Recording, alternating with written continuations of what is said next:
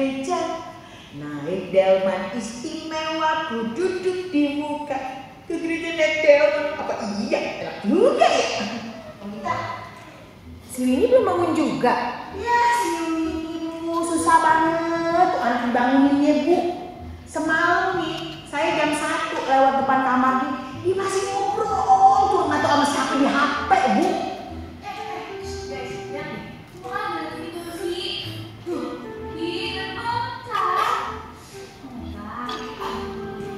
Ampun deh si Winnie, susah banget ya dikasih taunya. Padahal udah dibilangin loh, kalau Sabtu tuh jangan tidur malam-malam. Kan Minggu mau ke gereja. Winnie, bangun. Udah siang loh ini. Kita kan mau ibadah. Si Winnie tuh susah banget ya dibanguninnya. Duh.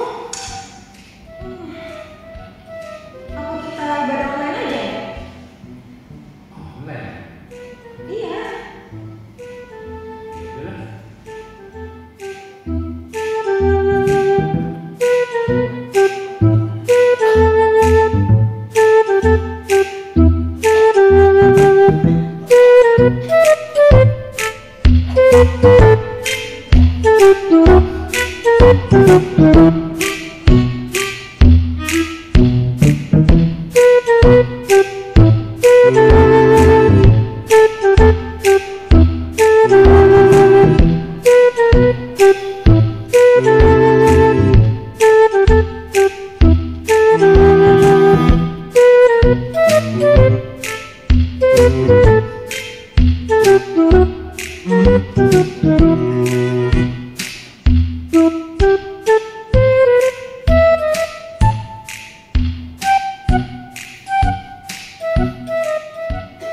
Cantik banget ya.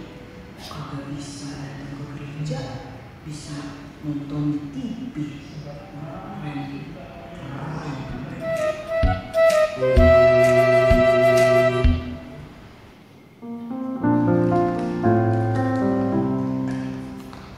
Kak, tolong panggilin si Winnie dong. Udah waktunya makan nih. Tadi katanya Winnie Pak, dia mau makan di kamar aja. Yaudah nih, kita makan berdua aja ya. Oke. Bisa nungguin si Winnie. Yuk makan yuk. Ini aja lah si Winnie. Koita, nanti tolong bawa makanan ke kamar ini ya. Iya Bu.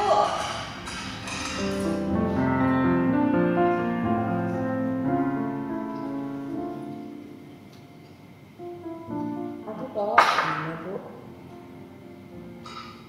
Masih bawa. Oke Pak. Ini Pak. Pak, Bu. Mpok kan baru di sini ya. Mpok mau nanya nih Bu. Emang kalau orang Kristen itu doanya boleh sendiri-sendiri ya? Soalnya waktu Mpok dulu kerja di tempat yang lama nih ya, majikan Mpok itu kalau doa makan, doa tidur selalu barengan. Nggak wajib kalau kita mah. Mau bareng-bareng boleh. Sendiri juga boleh. Pantesan nih orang Kristen beda-beda ya. Beda-beda gimana maksudnya kok? Gini Pak, kalau di tempat kerja Mpok dulu tuh ya, mereka kan orang Kristen. Tiap hari nih kalau mau doa makan, doa tidur, mereka barengan nih Pak. Ada nih yang mimpin bapaknya. Ada yang mimpin ibunya. Oh, gitu ya kok. Makanya ya, Mpok bingung di sini. Ibu sama bapak kagak pernah doa bareng. Terus kalau di sana tuh ya, mereka juga udah siapin dari Sabtu sore tuh Bu, buat hari Minggu kebaktiannya. Terus mereka udah siapin juga anak-anaknya, masukin bukunya ke dalam tas. Itu tuh Bu, bukunya orang Kristen. Apa ya Bu? Iya Bu, Alkitab. Mereka tuh disiapin dari hari Sabtu sampai buat hari Minggunya. Kalau hari Minggu tuh ya pagi-pagi, alarm pada bunyi di rumahnya, di kamarnya tuh ya. Terus ya, kalau saya bingung di sini ya. Kenapa di sini gerejaannya kok bisa ini gitu Pak? Kebar sambil makan, bapaknya HP, si Rini kagak mandi. Ih, santai bener ya.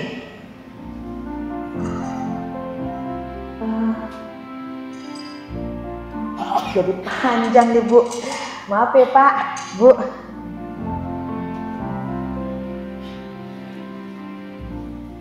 Ya Tuhan, kami juga dulu doa bersama dan semangat pergi ke gereja. Sejak kapan kami jadi begini?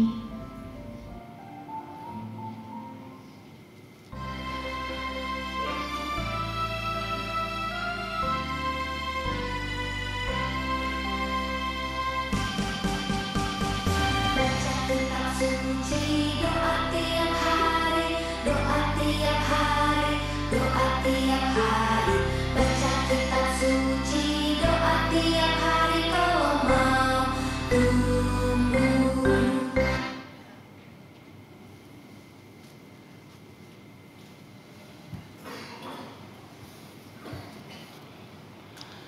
Selamat pagi, selamat hari Minggu, dan salam sejahtera bagi saudara-saudara sekalian.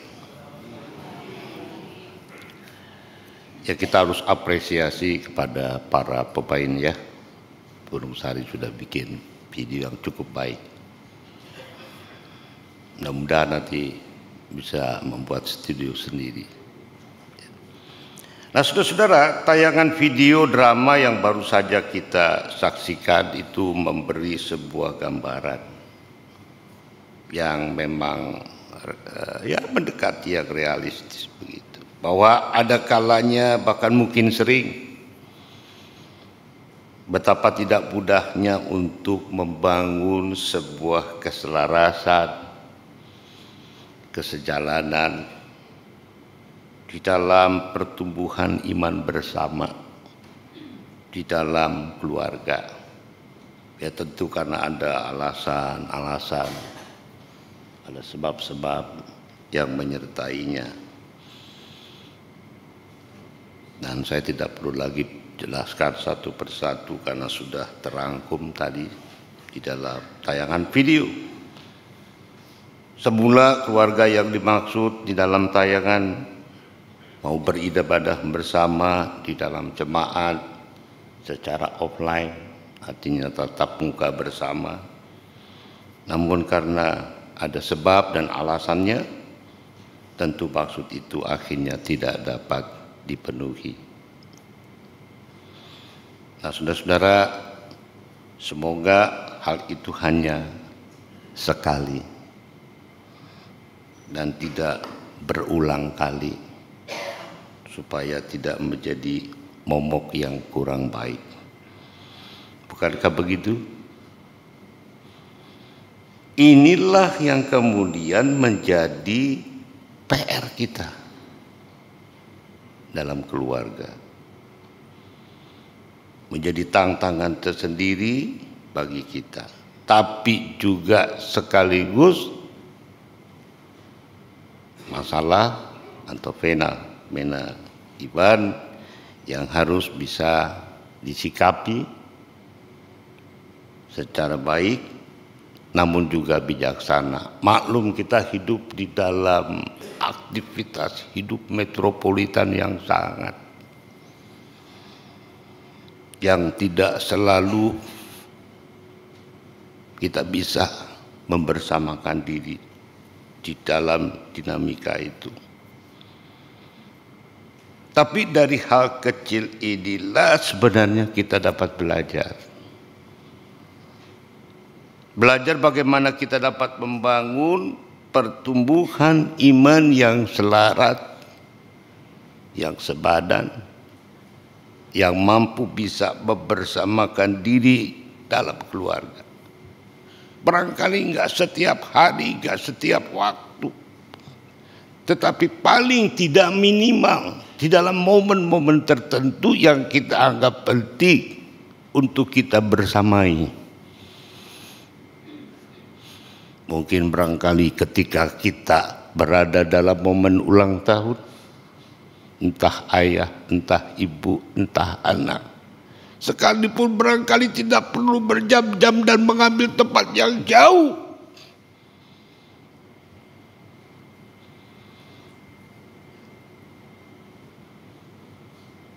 Ada momen-momen tersendiri yang bisa kita tempatkan untuk kita bisa membersamakan diri, sehingga pertumbuhan iman itu bisa kita bersamakan.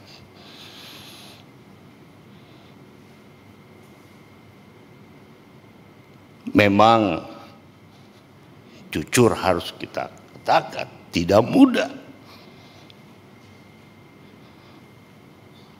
Namun juga bukan berarti tidak dapat kita lakukan. Ada kalanya sebab-sebab itu, ada kalanya alasan-alasan itu hanya sebagai pembenaran.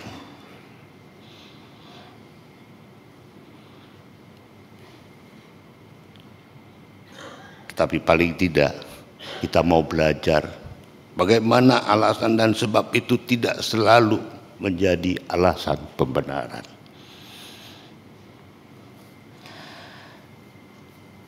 Beberapa waktu yang lalu ketika putri kedua kami berusia menjelang 5 tahun, pas setengah tahun, ia diminta oleh Bapak RT setempat di mana kami tinggal itu untuk mengikuti karnaval sepeda hias dalam kaitan merayakan HUT RI. Biasalah kalau kita hidup di kampung begitu ya Bu ya. Ada kebersamaan dalam momen tertentu. Dan bersamaan dengan itu memang ia harus menyerahkan sepeda kepada Pak RT untuk segera dihias. Karena ada tim penghiasnya. Dan itu kemudian dikerjakan oleh putri kami. Namun ketika ia menyerahkan sepedanya kepada Pak RT bertanya, mengapa bapakmu tidak memberikan sepeda yang baru? Karena memang sepedanya sudah cukup lama. Udah kusam, udah jadul. Bukankah sepeda ini sudah terlihat kurang baik untuk digunakan? Namun tanpa diduga, putri kami menjawab, Pak RT, bukan bapakku tidak mau belikan sepeda yang baru, tapi karena mamaku sedang berada di rumah sakit dan membutuhkan tentunya biaya yang diperlukan, maka untuk sementara Dede hanya bisa kasih sepeda ini untuk dihias. Gak apa-apa kan Pak RT?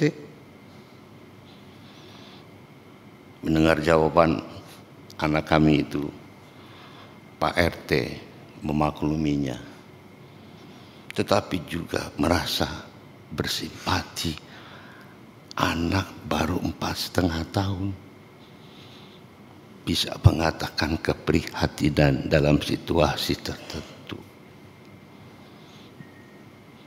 Ketika saya jumpa RT, bapaknya yang ngajarin ya, mungkin mengajarkan tidak secara langsung, tetapi lewat pembersamaan, cara melihat, cara menyikapi bersama sebagai keluarga. Bapak, Ibu, serta saudara-saudara yang dikasihi oleh Tuhan, surat Rasul Paulus kepada Timotius. Timotius itu artinya memuliakan Tuhan. Timoteos, memuliakan Allah, memuliakan Tuhan. Kalau ditempatkan dalam iman Kristen, berarti memuliakan Allah di dalam Kristus. Mengungkap kepada kita para pembaca bahwa ketulusan serta kesetiaan iman dari Timotius, dan terutama ketika ia bergiat melayani Tuhan, menjadi mitra yang baik bagi seorang rasul besar Paulus, tentu tidak datang dengan sendirinya, ujuk-ujuk begitu, tidak terbentuk begitu saja, bukan yang instan, tetapi melalui sebuah proses sejak awal bersama keluarganya.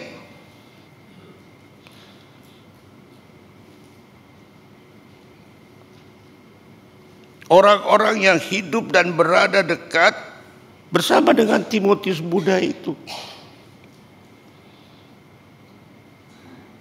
utamanya neneknya disebutkan di dalam suratnya, Lois. Jadi bagi nenek-nenek, bagi opa-opa, oma-oma, jangan kecil hati. Apa yang kau ajarkan sebagai yang baik, sekalipun itu kecil dan sederhana, menjadi sesuatu yang besar pada waktunya. Termasuk kepada saudara, pada kita semua sebagai orang tua dari putra-putri kita.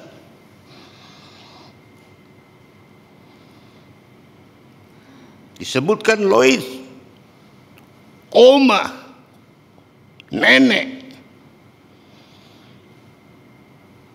dari Timotius, dan juga ibunya Eunike.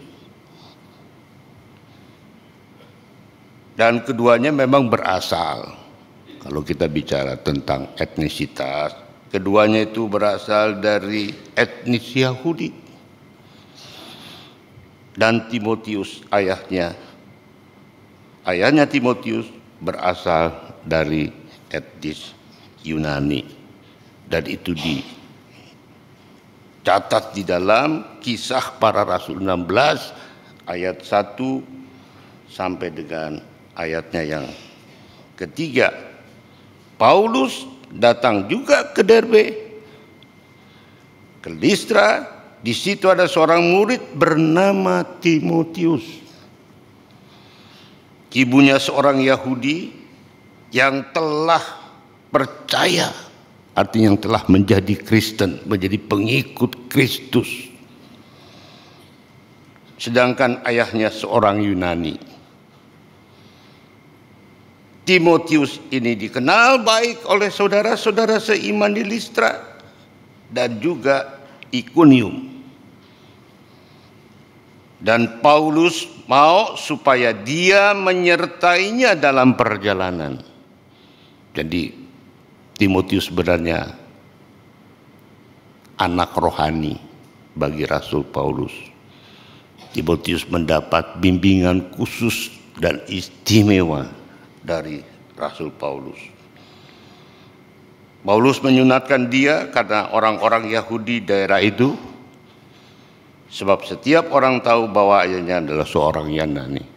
Jadi sekalipun mereka punya perbedaan etnis, namun untuk pertumbuhan iman dan sekaligus juga pertumbuhan dalam banyak hal dalam hidup, itu tidak menjadi halangan. Sekalipun sekali lagi mereka berbeda etnis. Nenek dan ibu Timotius selalu memberikan semacam pola dasar yang sederhana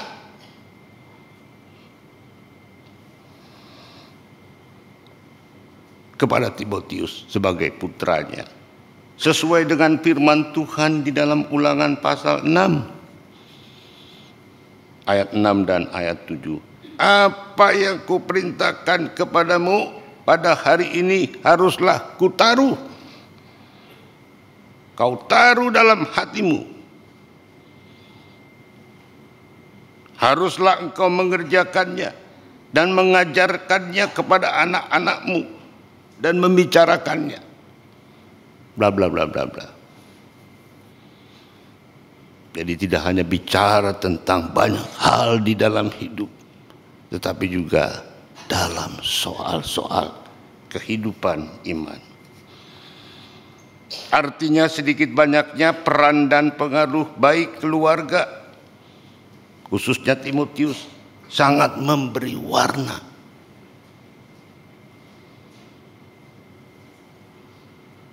bagi pembentukan karakter diri Timotius, termasuk dalam karakter imannya.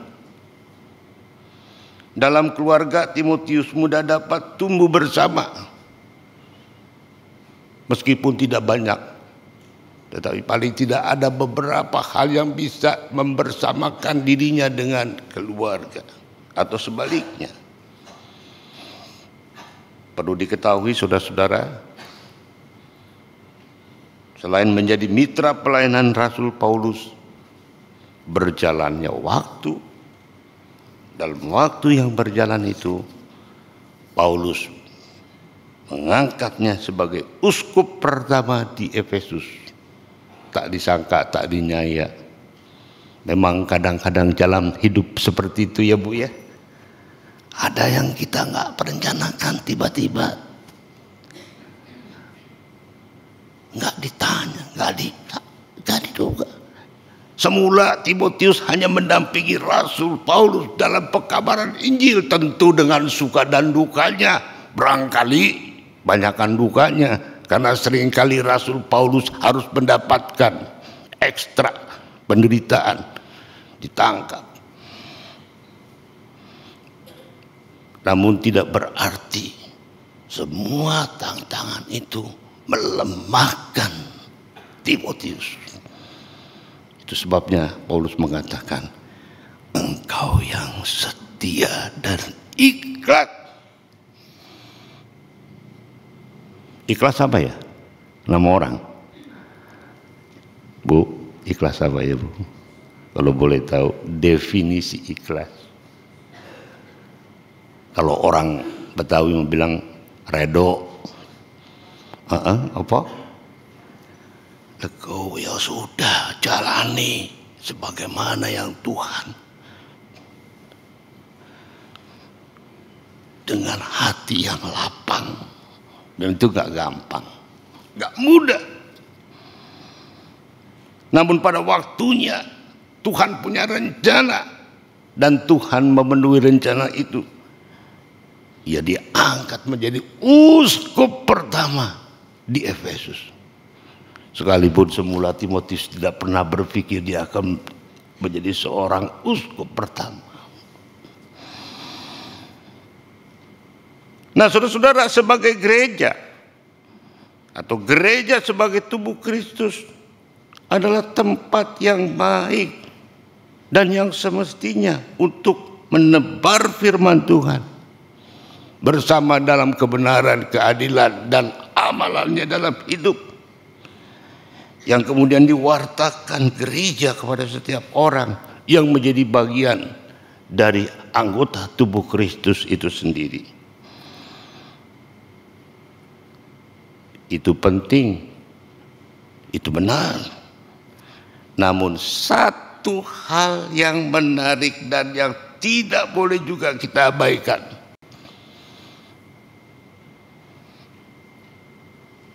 adalah bahwa keluarga sebenarnya dalam tanda kutip gereja kecil, altar kecil.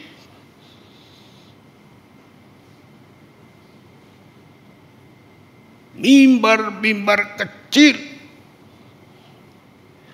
di dalam basis keluarga. Jadi ketika kita punya gereja yang semestinya, bukan berarti kemudian kita mengatakan semua harus gereja. Oh tidak. Karena kita adalah kesatuan dari tubuh Kristus.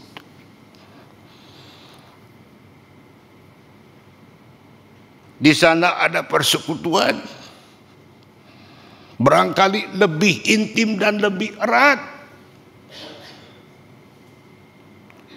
Ada pembersamaan dan kebersamaan antar anggota keluarga. Tempat yang baik untuk tumbuh bersama di dalam banyak hal dan termasuk juga dalam kehidupan iman kita. Dan sebagai keluarga yang beriman, dalam tanda kutip tadi yang saya sebutkan sebagai gereja kecil, kita pun mau terpanggil menaburkan benih firman Tuhan, menanamkan nilai-nilai firman Tuhan dan mengamalkannya dalam hidup berkeluarga, suka dan duka. Tentu dengan cara-cara yang dapat kita lakukan dari setiap keluarga, seperti doa bersama. Ya barangkali enggak setiap hari ya Pak, betul ya Pak, kita realistis saja. Tapi ada momen-momen tertentu yang harus, barangkali di hari Minggu, ya bagusnya mah tiap hari ya Bu ya, betul, idealnya tiap hari. Tapi rasanya agak susah. Anak pulang malam, mama baru pulang pelayanan, bapak masih di luar kota. Tapi juga kan sekarang ada canggih alatnya, bisa membersamai diri lewat apa? WhatsApp kali ya. Sekarang satu grup tuh, kalau grupnya ada 500 orang bisa tuh percakapan dalam satu. Ya, tinggal kita mau apa enggak. Jadi artinya ada selalu kesempatan di mana kita bisa tumbuh dan membersamakan diri bersama di dalam lingkup keluarga. Termasuk di dalam perenungan firman Tuhan bersama. Dan mungkin juga banyak hal lain yang bisa kita lakukan di dalam hidup berkeluarga. Ini kita lakukan agar tujuan hidup untuk tumbuh bersama itu di dalam iman setidaknya dapat kita penuhi bersama. Keluarga menjadi basis awal pertumbuhan iman, tapi juga sekaligus pertumbuhan gereja. Ada beberapa yang atestasi, kemudian berjalannya waktu bisa mendirikan pos pelayanan di satu tempat yang lain. Itu berarti dari keluarga yang bertumbuh, tapi juga bisa menjadi pertumbuhan gereja dalam arti yang luas. Tuhan menolong kita semua sebagai keluarga. Amin.